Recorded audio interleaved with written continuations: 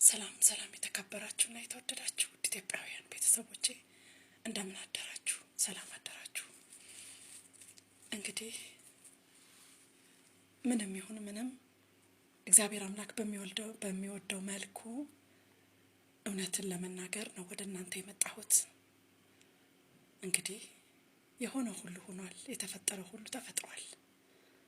ነገር ግን አንዲት እናት ማርትዬን ይቅርታ በመጠየቄ ሐሰተኛና ትናንት ውሸትን ነገር ሳራምድ እንደነበር ስትናገር ማርትዬ ባቀረበችው ላይ በሰማሁት ነገር ውስጤ ትንሽ ያዘነበት ጉዳይ ስላለ ይህን ሐሳብ ለኢትዮጵያ ሕዝብ እውነትም መናገርና ሼር ማድረግ አለብኝ። ምክንያቱም ማንም ምንም ይበል ምንም፣ ማንም በምንም ይረዳኝ በምንም ከኔ በላይ የተጎዳ የለም፣ ከኔ በላይ የሚያዘነ የለም፣ ከኔ በላይ ልዘን ቢልምም አይችልምም። ምክንያቱም ቁስሉን የተሸከምኩት፣ ሐዘኑንም የተሸከምኩት፣ ስቃዩንም የተሸከምኩት፣ ጉስቁልናውንም የተቸከልኩት፣ ረሃቡንም የተቸገርኩት፣ ሁሉንም ነገር የቻልኩት እኔና እኔ ብቻ ስለሆንኩ ማለት ነው። ነገር ግን እንዲህ በአፍ ሲያወሩት ሁሉ ነገር ቀላል ነው። በአፍ ሲናገሩት ሲያስመስሉት ለሰዎች በቃ እንዴት ነው እንዲህ አለች ልባል ለማለት በጣም ቀላል ነው። እኔ አሁን እንባዬን አብሼ አይኖቼ ከእንባ አጽድቼ እስኪ በተረጋጋ መንገድ የሚረዱኝ ሰዎች ካሉ ለነሱ ሼር ለማድረግ ነው። ስለማይረዱኝ ሰዎች እግዚአብሔር ልቦናና ቀልብ ይስጣቸው፣ እግዚአብሔር የኔን ፈተና ይስጣቸው አልልም። ነገር ግን እንዴት ብዬ እንደምናገር ቃላት ያጥረኛል። ሰው ልጅ ፈተና ሲደርስበት ነው ለተፈተነ ሰው የሚያዝ ነው። ሲራብ ነው ረሃብ የሚገባው፣ ሲሰቃይ ነው ስቃይ የሚገባው፣ ልጅ ሲኖረው ነው ስለ ልጅ የሚገባው፣ የልጅ ስቃይ ሲገባው ነው ስለ ልጆች የሚጨነቀው። ስለዚህ ባጭሩ ላድርገውና ማርትዬን ይቅርታ በጠየቁበት መንገድ ላይ እኔ ስተት ኑሮኝ ትናንትና የዋሸሁት ነገር ኑሮኝ ያጭበረበርኩት ነገር ኑሮኝ አይደለም። ማርትዬን ይቅርታ የጠየቁበት ምክንያት ምንድን ነው? ሀሳቧን ሳልረዳ የተናገረችውን ነገር ሳልረዳ ስለ እኔ እየተሳደበች ነው ፎቶ ይለጥፋ በማለት ብቻ ትናንትና እርግማን ተራግሜ ስለነበር ተሳድቤ ስለነበር ከቀልቤ ሳልሆን የተናገርኩትን ነገር ይቅር በይኝ ማርትዬ ብዬ ነው ይቅር ያልኩት። ምክንያቱም እሷ ያወቀችው ነገር የለም። በቃ ቢያንስ እንኳን አብረን ስላልኖርን ስለ ልጆቹም የደረሰባቸውን ነገር አታውቅም ማርትዬ። ነገር ግን በውጭ የሚሰማውንና በውጭ የሚነገራትን ነገር በመያዝ ወደ ሚዲያ እንደዚህ ነው ብላ ስላወጣች እንደገና ደግሞ በየሱፐር ማርኬቱ በየምኑ ትዘርፋለች ምናምን ስለነበረ ያ እውነት አይደለም፣ እውነቱ እንደዚህ ነው በማለት ነው ይሄን ነገር ለህዝብ ላወጣ የተገደድኩት። እና እሷንም ለምን እንዲህ አልሽኝ ብዬ ተሳድቤ የነበረው። ይቅርታ ማርትዬ ያልኩት ትናንት ሳስተላልፍ የነበረው ነገር ውሸት ሆኖ አይደለም። እናቴ ማርትዬ አሁንም ሰርካለም እጅግ በጣም ትወድሻለች። ሰርካለም እጅግ በጣም ትልቅ ቦታ ሰጥታሻለች። በልቧ ውስጥ ትልቅ ስዊት ሃርት እንዳለሽና የሚራራ ልብ እንዳለሽ እንዲሁም ደግሞ የሚያዝን ወይም የሚጨነቅ በአፍ ብቻ የሚናገር ሳይሆን ተግባራዊ የሚያደርግ እውነቱን ለሰዎች ይፋ የሚያደርግ ልብ ስላለሽ ይሄንን ነገር ልናገር ስለወደድኩ ነው ማርትዬ ይቅርታ ያልኩት፣ እውነትም ስለሆነ። ነገር ግን ትናንት ስለ ልጆቼና ስለ እኔ የተደረገው ነገር እውነት ነው ውሸት ነው ማለት ግን አይደለም። አሁንም ሴትዮዋ በጣም በንግግር ቤትና መኪና ነው ሀሳቧ። በቃ ተመታለች፣ በጥቅማ ጥቅም ነገር ተይዛለች አለች።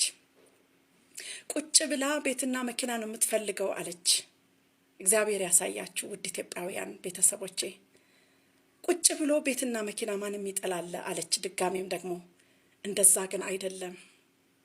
እስኪ ተመልከቱት ኢትዮጵያውያን። ለ7 ዓመታት ህፃናቶቹን ለመጠቀሚያ በመውሰድ ህፃናቶቹን ለግብረ ሰዶም በመውሰድ እናትየዋን ለራስና ለራስ ጥቅም ብቻ በመዋል ምንም ስሙን ይቁራጭ ነገር እንዳታገኝ በየመንገድ ለምና ተንከራታ እንድትበላ ቢያንስ እንኳን ድሮ እኮ በሴተኛ ዳሪ ህይወት ሰርቼ ነው ህፃናት ልጆቼ ለሰራተኛ ትቼ ተንቀሳቅሼ ማመጣና ማበላቸው ምን በላይ ነበረው። ያንን ነገር ትቼ ቁጭ አልኩበት ከመቼ ወዲያ ነው።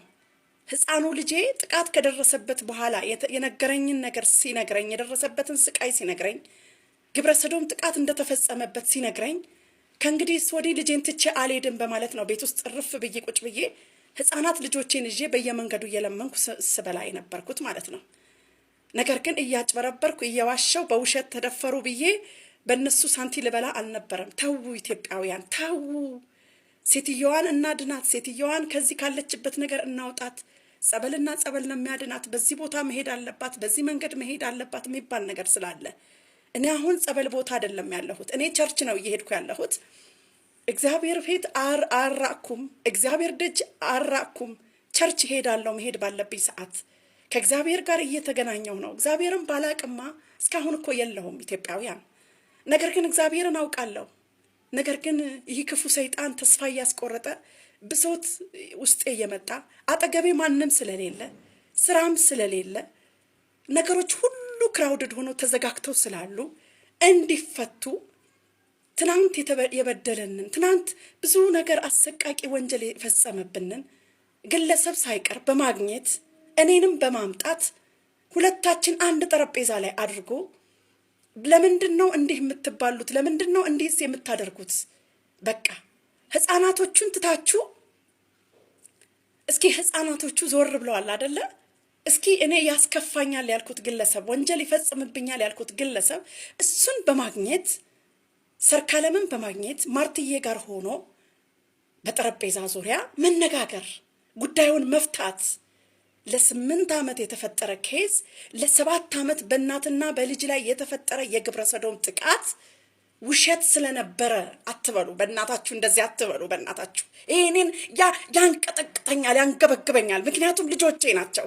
ምክንያቱም ሰርካለም ናት። ህይወት አንዴ ነው። በቃ ህይወት አንዴ ነው። በቃ መሞት ካለብኝ ለእውነት እንጂ ለውሸት አልሞትም። እስቲል እየኖር ካለሁት ለውሸት አይደለም ለእውነት ነው። በቃ ለውሸት ልኖር ካልኩ እኮ ልጆቼ ከተለዩ 1 ወር ከምናምን ሆናቸው አይደል እንዴ? በቃ 1 ወር ከምናምን ሲሆናቸው እኮ ልጆቼ ለውሸት ከሆነ ቀጥታ እኮ የሆነ ነገር ውስጥ ገብቶ በቃ ማምታታት ማጨርበር ምናምን ይቻላል። እስቲል ግን እኔ መንገድ ላይ እየለመንኩ ነው ያለሁት። እስቲል ለምን? ውስጤ ያላመነበት ነገር ስላለ ውሸት እያራመድኩ መቀጠል ስለማልፈልግ እውነት አለኝ። ነገር ግን ፍትህ አጥቻለሁ። ፍትህም አጥቼ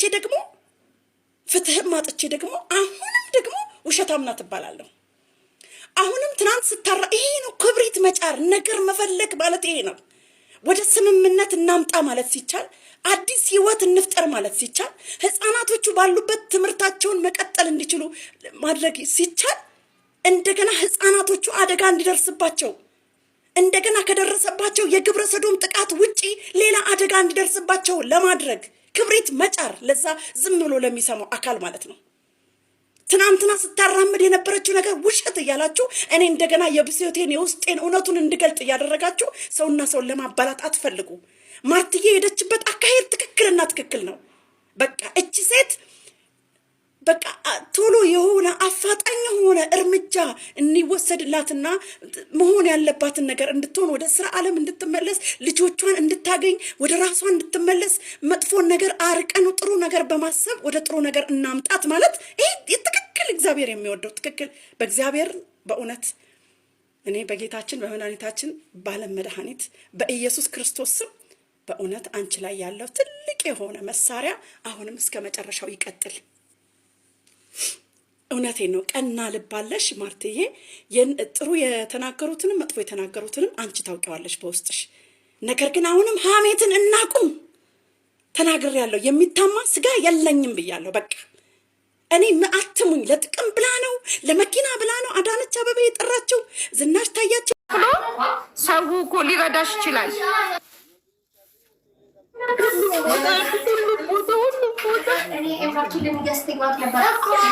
አታልቅሽ በእናትሽ።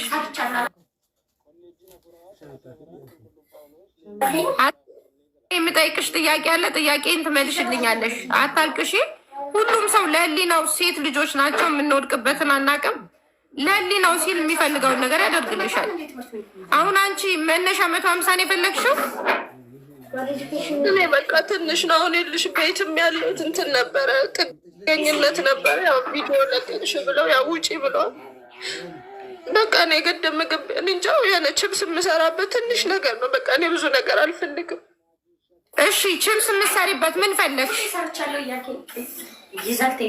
ማሽን አለሽ? ማሽን አለሽ?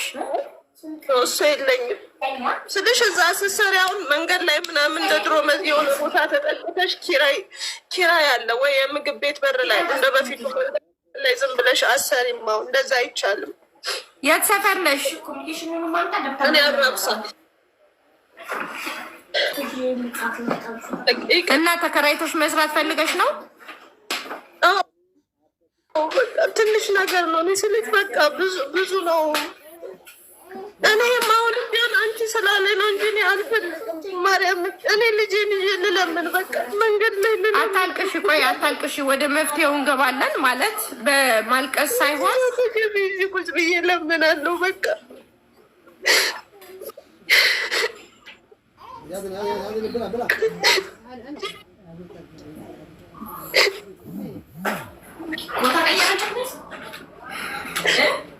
ልጅሽ እኮ ትልቅ ናት እኮ። ለምንድን ነው ልለምን የምትይው? ነገሩን ያልኩሽ ስልሽ ነገሩን አሁንም ቢሆን እዚህ ጋር እንትን እንድትሉ ሳይሆን በቃ ነገሩ እንጃልሽ። እኔ ምንም አልፈልግም። ህመም የለብሽም አይደለው እንዴ? እስካሁን እንደኖርኩት እኖራለሁ። እግዚአብሔር እስካሁን እንዳኖረኝ ያኖረኛል። እስካሁን ብቻዬን እንደኖርኩት ከዚህም በኋላ ብቻዬን እኖራለሁ። ችግር የለውም። እና እሱም ቢሆን እኔ ይኖራል፣ በእርግጠኝነት ይኖራል። በእርግጠኝነት ይኖራል ብቻ አይደለም እንጠራዋለን ሲጀመር። እና እኔ የኖርኩትን ህይወት አንተ አንድ ወር አትኖረውም። እኔ ሁሉ አመት አሳልፌ እዚህ የደረስኩትን አንተ አንድ ወር አትኖረውም። እኔ ያሳለፍኩትን ህይወት አንተ አንድ ወር ቢሰጥ አትኖረውም። እሺ። እና በማንም ሰው ህይወት መፍረድ ቀላል አይደለም እንደዚህ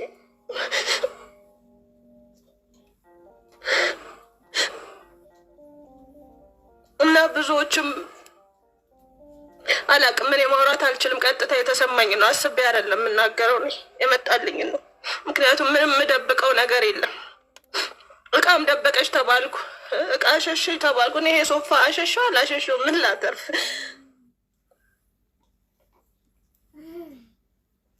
ግን ብዙ የማይባሉ ነገሮች ተብያለሁ። በጣም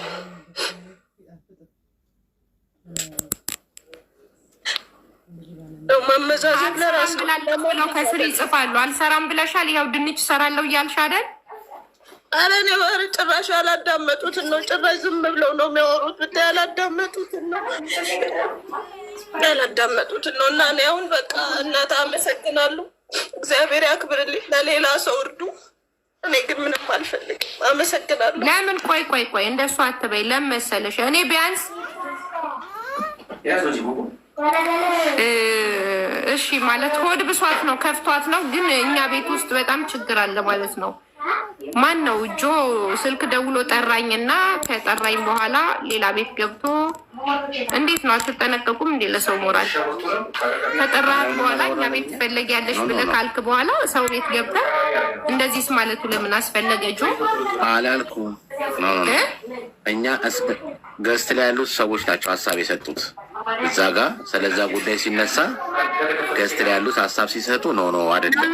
እኛ ሌላ ቤት ለምን አነሳችሁ? ገስት ላይ ያሉ ሰዎች ሌላ ቤት ምን ሊያደርጉ ሄዱ? ምድር ላይ የተነጋገሩ አይደለም። እዚህ አይደለም እምልሽ፣ እዛ ነው እምልሽ። እዛ ሲነሳ ሰው ቤት ሄደ ምን ጊዜ ስሟን አነሳ?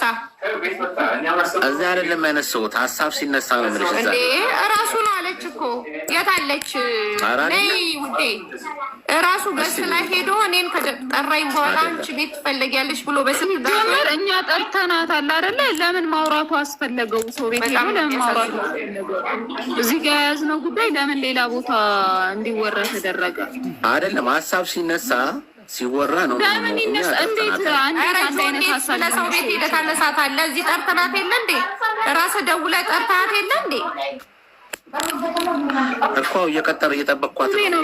ትከፍታለች አሁን እዛ እናወራለን እያልኩ ስላወራ ትረዷት ነው ምናምን ስትል አዎ መጣ ሀሳቧን ትናገራለች እያልኩ እያወራ እዛ ጋር ያሉት ሰዎች ማውራት አርግላት እስኪ አሁን ፎሎ ሳላረጋት ነው ሄደኩ ሲጀመር አይባልም። ጆ ለምን መሰለህ አንተው ራስህ ደውለህ ጠርተህ አንተው ራስህ ደግሞ ሰው ቤት ገብተህ እንደ ሰርካለም ነው መሆን የምትፈልገው ምናምን አይባልም። እዚህ ገብተን እኛ ራሳችን ጠይቃታለን።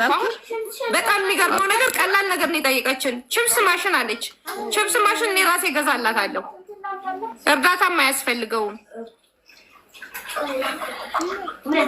ከዛ ገሽ ትገዛለች። ከዛ ራሷን ታወጣለች። ቀለል ባለው ነገር ከጠየቀች ምን ችግር አለ ማለት ከንሳቱም ጠርተህ ራስ ታነሳታለህ።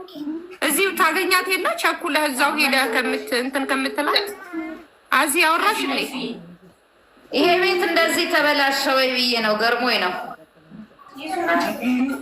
እሺ ጆ ሼር አድርግላት። ጆማን በጣም ቀላል ነው። ሰርታ የምንም የብዙ ሰው እርዳታ አያስፈልጋትም የችብስ ማሽን ለመግዛት። አንዳንድ ሰዎች የምንናገረውን በውስጥ እናወራዋለን። ይሄንን በውስጥ እናወራዋለን። ጥፋት ነው፣ በውስጥ እናወራዋለን። ችግር የለው።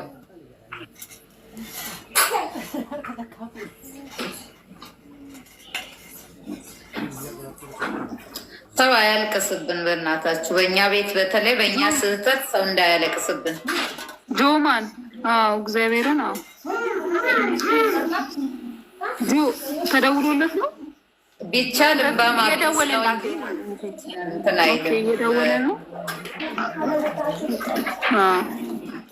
አይ ሲጀመር እኮ የመስራት ፍላጎት ካላት እኮ ማንም የጨክንባትን ነበረ። ግን እየተስፋፋው ምንድን ነው ከማርጋር ቀን ተጣልተን ነበር ከሰዎች ብላለች። አልሰራምማ ብላለች። ሰምተናል እኮ ያለችው ምንድን ነው መሰለሽ? ለምን ታዲያ አንቺ ስራ አሰሪም አለቻት ሀቢባ። ሀቢባ ቤት የተጠየቀውን ነው ሰው እየጻፈ ያለው። ልክ ነው ማለት ብላለች። እኔም ሰምቻለሁ። ለምን ስራ አሰሪም ስትላት እኔ ወርጄ ደግሞ አሁን ወደታች ስራ መስራት አልፈልግም አለች። ለምን አልተማርኩም አለች መጀመሪያ ስትላት፣ እኔ ላስቀጥርሽ ችግር የለውም እሱን እኔ ላስቀጥርሽ ስትላት፣ እኔ ወርጄ መስራት አልፈልግም አለች። በቃ ሰው ያንን ነው ሴቭ የሚያደርገው ምን አይነት ስራ ነው የሚለውን ሳይሆን አልሰራም ስትል ሰው እሱን ነው የሰማው። ልክ ነው። ሰውም ደግሞ አንፈርድበትም። እሱ ችግር የለውም። የሰው አዝዬ ሰው ብዙ እንትና ላይ ያለችው ነገር ለምሳሌ አሁን ድርቅ ብላ የምትለው ነገር አለ ማለት ያው ተፈጥሯ መሰለኝ። አንዳንድ ሰው ሲያወራ የሚገንበት አላደል እንደሱ ብላ አውርታለች። እና ያ ነገር ነው ጎልቶ የሚታየው። ይሄ ክችች ብላ የምጠይቀው ነገር ግን አሁን እኔ ያናደደኝ የጆ ነው። ጆ ራሱ ጠርቶ ማርታ ቤት ትፈለጊያለሽ ብሎ ራሱ ደግሞ ሰው ቤት ገብቶ መልሶ ስለሱ ያወራል። ዛሬ ነው አይደለ የቀጠራችኋትም? ዛሬ ነው አይደለ የተነጋገሩት? ቀጥሯት ወዲያው ከእሷ ደግሞ ተለይቶ ሌላ ቤት ሰዓት እስኪደርስ ችኮላውና መጣ። እኔ እኮ ብዙ ቤት ስንገባ የዚህም ቤት ሚስጥር ልናወራ ከሆነ የምንገባው ያስጠላል። በቃ እዛ ቤት ስንገባ የነዛን አጀንዳ ማውራት፣ የእኛም ቤት ግን ዛ ልንሆን ነው። እኔ ሜዳሊያ አያሰጠንም። ፕሊስ ይሄንን ነገር ህፃናት የለንም እዚህ ውስጥ እያሰብን እንስራ።